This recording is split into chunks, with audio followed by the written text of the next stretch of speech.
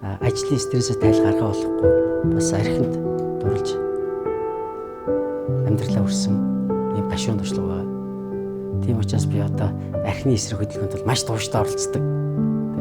Их дэмждэг. Одоо өөрөө би архи хамсаа болоод бүтэн 4 жилиг ард орхисон байна. Би ч бол их архи шууж уудгүй жилд нэг удаа болохоор 2-3 өдөр уучдаг гэсэн.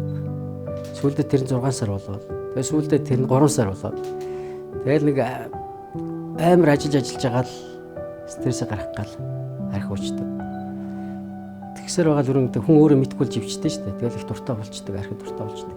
Ер нь бол автахад бол архинд донтоход бол маш амархан ш. Өөрөө мэдгүй нэг мэтгэл орцсон байдаг. Тэгээд сүүлдээ бүр их нэг уучаа зогсч чаддгүй тийм донтой болсон байсан. Тэгээд түүнийхээ ард гарч чадсан да. Тий өөрийгөө ялгал шүү дээ. Би яг тэр хамгийн сүүлд архи уусан өдрөө одоо хүртэл сандаг. Тэгээд яг архи уух гээд эхний хондоо одоо нэлээд шаардлагатай байгаа шүү дээ. Хэд өдөр архи ууцсан.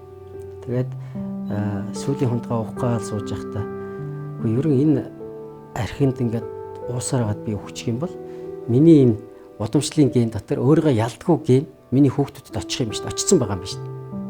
Тийм учраас би өөрийгөө ялаад гарчвал тийм ген байхгүй юм байна шүү дээ гэдэг толгойд гинт бодол одоо аян зогч юм шиг л орсон. Тэгэл бодсон чи яалар юм уу гентэй байх ёстой гэж.